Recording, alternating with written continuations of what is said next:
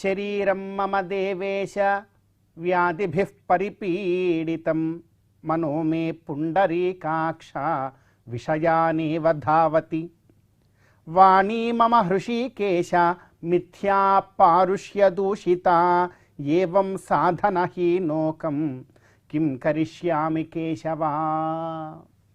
అత్యంత పవిత్రమైనటువంటి ఈ మాఘమాసంలో శుభోదయ వేళలో దేవదేవుడైనటువంటి శ్రీమన్నారాయణుణ్ణి, కలియుగ ప్రత్యక్ష దైవమైనటువంటి శ్రీ వెంకటేశ్వర స్వామి వారిని పరిపరి విధాలుగా శరణాగతి చేస్తూ ఉత్తమమైన ఈ మాఘమాస శుభోదయ సమయాన్ని మనం చరితార్థం చేసుకుంటూ ఉన్నాం.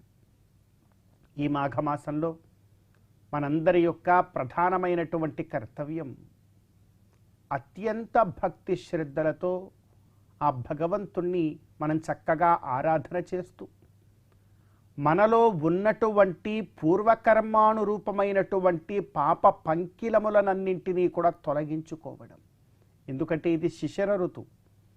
ఈ శిశిర ఋతువులో ఋతుధర్మంలో ప్రతి వృక్షము కూడా ఆ పని చేస్తుంది. పాత పల్లవములను నిర్దాక్షణ్యంగా తన నుండి కోల్పోయేలాగా చేస్తుంది. చెట్లన్నీ కూడా ఆకులు రాలిపోతాయి.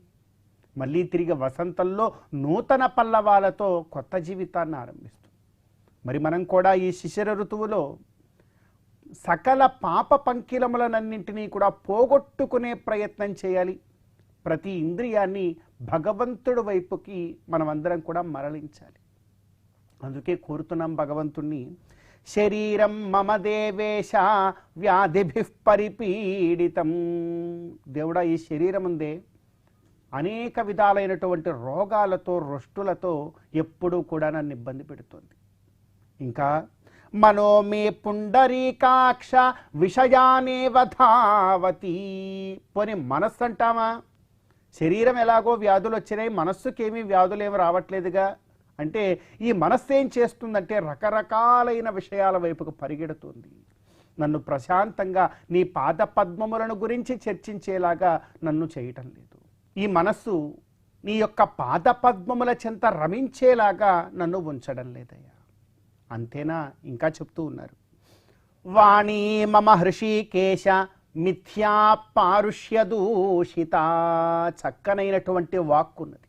ఈ వాక్కు ఏదో గోవింద నారాయణ రామకృష్ణ అంటూ భగవంతుడి యొక్క నామాల్ని జపించడం మానేసి మిథ్య, అన్ని అబద్ధాలు మాట్లాడుతుంది. పారుష్య అంటే ఎదుటివారిని కించపరచడంలో, ఎదుటివారి యొక్క మనసుని గాయపరచడంలో చాలా ఉత్సాహపరుస్తూ ఈ మాటలు మాట్లాడుతూ ఉందే. నా వాక్యమో ఇలా ఉంది నాయన, ఏం చేసావు? శరీరమేమో రోగాలు, మనసేమో అటు ఇటు పరిగెడుతోంది, వాక్యేమో అబద్ధాలు మాట్లాడుతుంది, లేదా ఎదుటివారిని కష్టపెట్టే మాటలు మాట్లాడుతుంది. ఏం చేయాలి? ఇంకా అంటూ ఉన్నారు, ఏవం సాధనహీనోహం కిం కరిష్యామి కేశవ. ఇలా ఒక సాధనం లేదు నాకు. చక్కనైనటువంటి ఆరోగ్యం, మంచి మనస్సు, నిర్మలంగా ఏకాగ్ర చిత్తతతో ఉండేటువంటి మనస్సు, భగవన్నామ స్మరణ చేసేటువంటి వాక్కు, ఇవన్నీ ఉంటే నేను ఎంతైనా భగవత్ కైంకర్యం చేయగలను. కానీ గత జన్మల యొక్క పాపకర్మల ఫలము చేత నా శరీరానికి రోగాలు, మనస్సుకేమో అటు ఇటు పరిగెత్తేటువంటి ఒకానొక స్థితి, నిర్మలత్వము లేకపోవడం, వాక్యేమో పారుష్యములను మిథ్యములను మాట్లాడడం చేస్తోంది. కాబట్టి భగవంతుడా, ఈ శిశిర ఋతువులో ఈ పూర్వకర్మానురూపమైనటువంటి సకల దుష్ఫలములన్నింటినీ కూడా నా నుండి దూరం చేయమని ఆ భగవంతుడిని మనందరం కూడా కోరుకోవాలి ఈ మాఘమాసాన్ని. కనుక ఈ మాఘమాసంలో ఇలా మనం శరణాగతి చేస్తూ ఆ గోవిందుడి యొక్క అనుగ్రహాన్ని పొందుదాం. మాఘమాస శుభోదయ సమయాన్ని మనం చరితార్థం చేసుకుందాం.